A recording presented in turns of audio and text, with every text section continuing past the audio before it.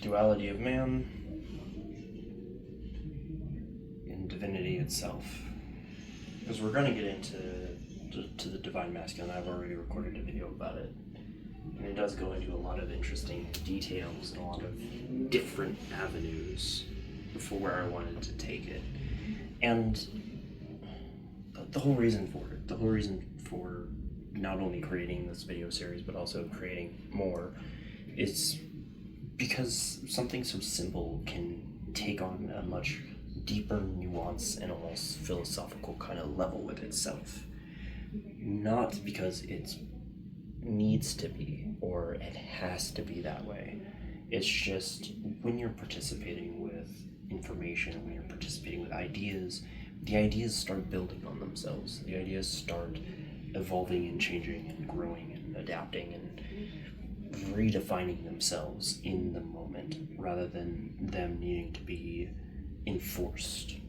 So, with most things, take it how you will, but each thing evolves according to its need. So, the need for most ideas is, will down here, which is awareness and vulnerability. So the awareness and the vulnerability of something. In this case, when I was considering this video, when I've been doing it for like at least an hour now, recording and re-recording, involving myself, engaging with it, getting more excited about the idea. This duality of man. What do I mean by duality of man? People believe that there is an inherent nature to a person. There is something that is going on in a person. They are doing what they are doing to the best of their abilities, and oftentimes they don't necessarily always have the best track record, per se. The reason why there's no best track record, quote unquote, is mostly due to the fact that when people interact and when people involve themselves with the greater world, we've already come to an assumption about things. And men have a very caustic assumption at times. So do women. Both sides, both sexes. Any mind out there that is human has a rationality of what will get them from A to B, then to C, then to D, then to E, to F, so on and so forth, to the F, the D to the F. You know what I mean?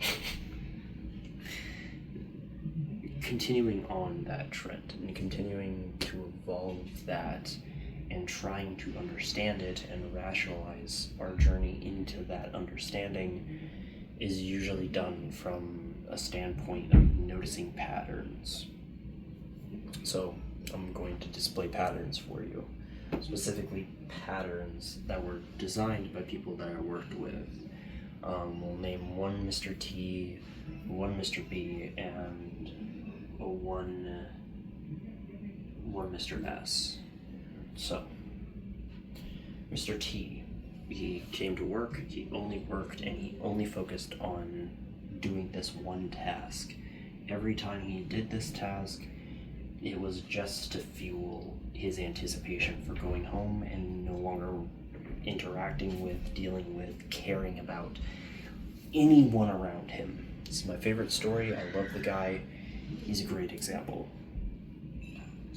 Mr. B also was like this. He only focused on his tasks. That was the thing that he did. He put his head down, headphones in, would do as little as possible so he didn't feel like he had to care, open up to anyone around him at all, because he figured people who were younger or people who just showed up, like myself, that were temporary, would just disappear and he would never see them again.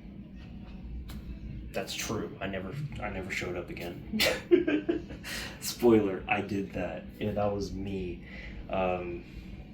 But it gave him a reason not to connect with other people, especially people he knew were very temporary in their positions and at the workplace.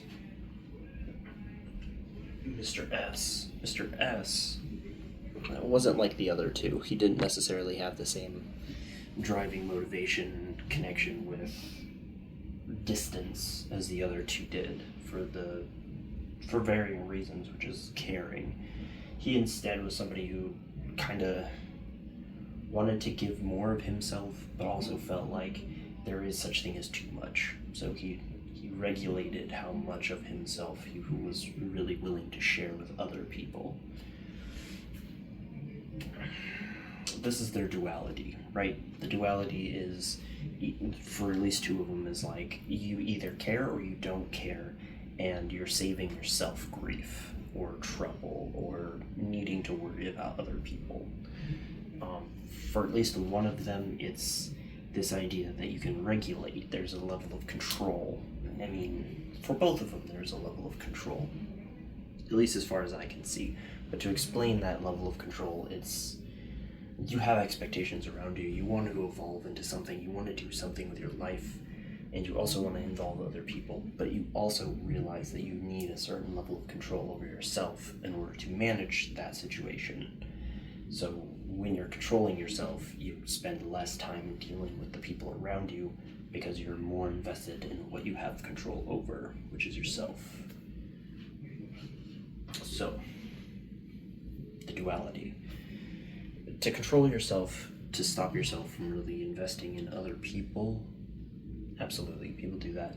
People invest in that kind of interest, time, experience, and don't necessarily always want to do it all the time. You don't want to show up all the time because it can be costly to show up and give yourself and give your energy and all of this other stuff. It's a lot of trade-in, and if you didn't have to do that, you don't have to do that. And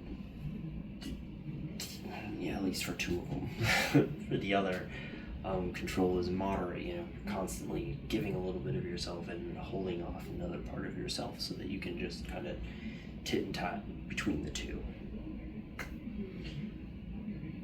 Is this inherently useful? When you're a child, yes, because as a child, if you feel like you have less control in your environment and growing up, then you aren't as heartbroken when things don't necessarily go your way, or you're not as invested, which means if that care and that energy you're putting in turns out to just not do anything, then you're less willing to just kind of throw a fit or feel totally defeated, right? Because you've kind of already defeated yourself before you even started. You've already got that blade back there and rammed it into your chest. You've took yourself out long before anybody else could. Duality. You're either attempting to use that sword to cut something out of yourself, or you're trying to cut it out of your life. Big, big, big. So divinity, right? Divinity in and of itself is this proponent towards the duality of man, because there's a part of ourselves that we genuinely want to share with other people. Maybe it's a little nerdy, maybe it's a little freaky, maybe it's a little wild, maybe it's something that we don't necessarily feel like if people knew this about us, it would make us better people or make the situation involving other people better in the long run. So we cut those kind of things down, we cut those things out, we just don't involve ourselves in there. We don't make eye contact ever with that part of ourselves. So that's what we're controlling ourselves against. And usually it is something softer, it's something more involved, it's something softer, gentler. That's the best way to put it. It's not weak or anything, it's just soft. It doesn't have the need for death grip on everything. But if you're used to the death grip and or attempting to stiff arm everything away from you, or you're constantly going in between, you are creating this kind of intertangled loop that is suffocating at best and downright debilitating at worst. As somebody who grew up and had experiences like that, where control and safety and trust all kind of intertangled into each other, I would often find times in which I was just kind of doing things intentionally so that I didn't trust myself or trust the people around me, because I was weaponizing trust against myself. I need so much control over a situation that if I let up any amount of control, then I'm no longer safe, and there's nothing that can help me because I'm going to do something absolutely terrible, absolutely awful, and it's just not going to work out. is that useful? Especially then, no. Inherently, all of our assumptions and inherent dualities only ever operate to a certain extent, because you can go so far without needing to control a situation and realize everything's fine, because, well, everything's fine. Everything will work out okay and be okay. Then there's everything will be fine, which is a flat denial and desire to avoid dealing with the things that are just not fine. You don't need to say it if those things were fine. Hint. Very big hint. Yeah, if you say it'll be fine, or everything's fine, and really put a lot of emphasis on it, odds are nothing is fine, everything's on fire, and you're kind of just breathing in the smoke and hoping that eventually you'll asphyxiate enough that you won't have to deal with the problem that's in front of you. Been there. So, why this duality? What could we possibly gain from duality like this? Safety was the initial concern. Growing up is just, I've always been this way, things have always been this way, this wall has always been this color, the shirt has always been this color, this has always been like that. We need a certain level of, this is the way things are right now, and this is the way things have always been. Because if I woke up and my walls decided to invert or turn inside out to where all of the wires that are the part of inside the wall or the wood or anything like that decided to just come out and just kind of flood the room. Everything in my closet was now on the floor. Everything that is ceiling is now floor. Things would get very hard to track. Things would get very hard to understand in a heartbeat. Because every second of every day, things were changing. My front door is now my closet door. My closet door is now the garage door. Like, if things were constantly shifting like that, and things were constantly moving in my environment, I doubt anyone would really feel comfortable existing in that level of chaos. So we kind of need a management system of some kind. So we come up with beliefs, bedrock. We come up with things to make steady. I'm not talking about opinions, because an opinion of an existence of a God is less of a belief and it's more of an opinion. If you believe in something, it is so wholehearted inside of you that you will fight to the death in order to make that thing a reality. People like to use religion or other things that kind of always been part of their identity to say that those are beliefs. I beg to differ. I just think that there's something about religion and it being your shield or your armor or something that you're wearing, like this clothes, to stop you from being naked and vulnerable to something that is really uncomfortable, that makes you defend it. Which means it's less that this thing is a part of your identity, and it's more that this thing is covering a belief that is very, very sensitive and picks up on things like threats to your life and outer threats and safety concerns and all of this other stuff when you aren't wearing it, much like being naked. But you have to be naked in order to know what you believe in the first place. All the other surrounding things, I'm an atheist, I'm a Christian, I'm a Catholic, I'm a Puritan, I'm a this, that, other, whatever. They're all just titles they're all clothing to the being that is you. But when you're naked, that's when you're truly divine. I say that more in the aspect of vulnerability, which is over here, correct use of will. Because when you're connected with your vulnerability, there is this inherent disarming of all of the things that you believe you need in order to prove something. So say creating this video, if I believe and need to prove that it has value first before I do anything, and I have to prove that I'm significant in some way, that I'm visible and I can be visible and I'll be safe in that visibility, then I'm trying to hide something. Inherently, I'm trying to hide something. But that comes into the same contestant as controlling. Controlling can be a belief, but control can also be a way of manipulating. So in this case, But the control that I mentioned for Mr. T, Mr. B, and Mr. S, these are ways to avoid connecting and showing up. These do not work because they're inherently busted. They're inherently a part of a system that is feeding a duality that exists inside of the person that deems control a very necessary part of human bonding and creating relationships, which there's nothing inherently wrong with it. It's very limited for obvious reasons, but then there's the divine version where you're creating relationships purely based on, I don't care if he wants to come in right now. This relationship therein is that every part of it is moving and dynamic and open and present. And when you're going through those, your presence, just like with the dog, control, you're no longer a part of that dynamic. You're no longer playing the little game of I need to control these things. Instead, it's just like what action is assisting me in being a better version of myself. What part of me connects with something that I would really love, that I would really, really want on the inside, and connecting with that. So how I opened up these three individuals was dancing. I just danced. I just moved around, and we had these standing machines in the back. I was in charge of these. I really don't know what they were expecting, but everything went well. I mean, you can rely on me to be reliable, I guess, but not necessarily to lead, because there was no reason for me to be a lead back there. It was symbolic at best. It was words at worst. Both can be very true.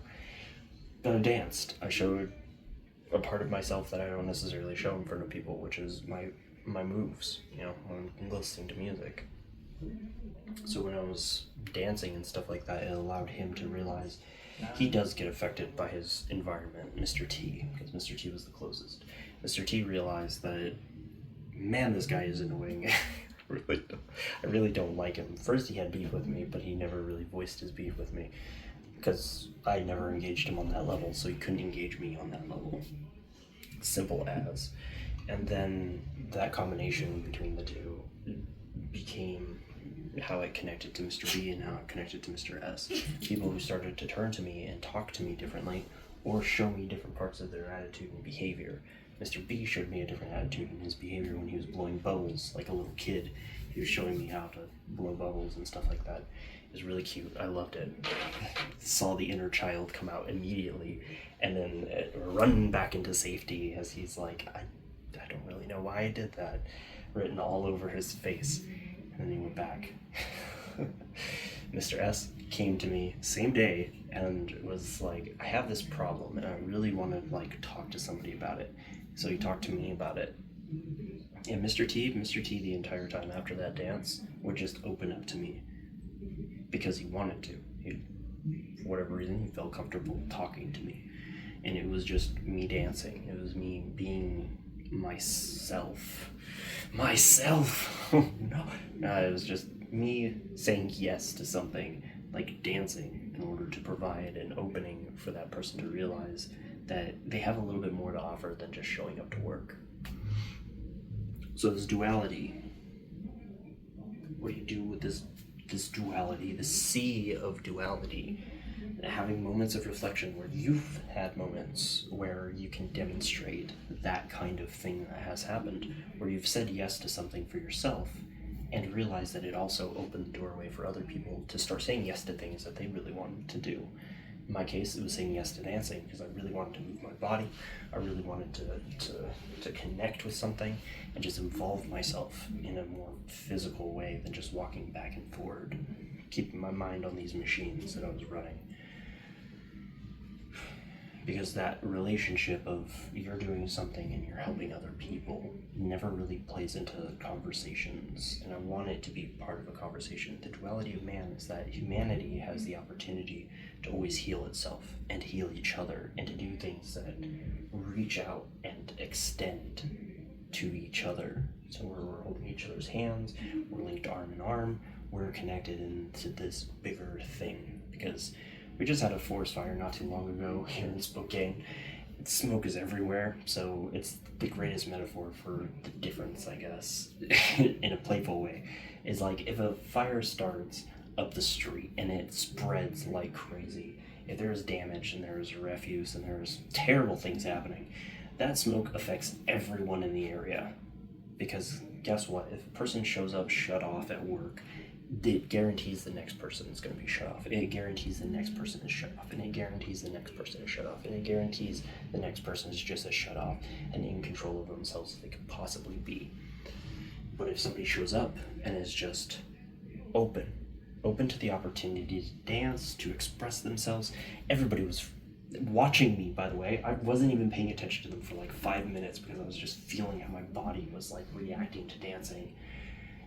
And then like when I look over, people are beaming at me, people are smiling, people are happy. 2 guys took over the machines and were just running them and telling me jokes, and I was just laughing and busting a gut while I was coming down off of the dance, which made me realize just how much my muscles were just like, oh man, yeah, we really worked out today. It was just from dancing and moving around because you're standing the entire time. It's a 10-hour shift. I was dancing for like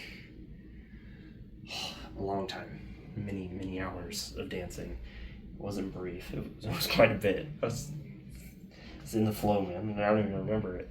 But that joy and that lightness and that everything is why divinity is important. It's why there is the ability to be higher than your circumstances, to see yourself, imagining yourself being higher, looking down, and being able to be like, what would I love to do in this situation? What would I love to do right now that would really just make me feel really good, make me feel fantastic?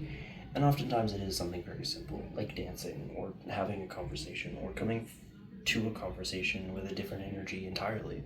I've been having this conversation to this phone for like a couple hours now, and now I finally hit the groove that I wanted, because this is going to express and transform into another video.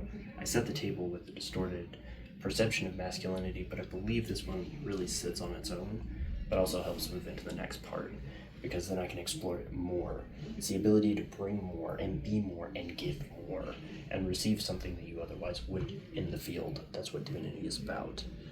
So with that, I will catch you later.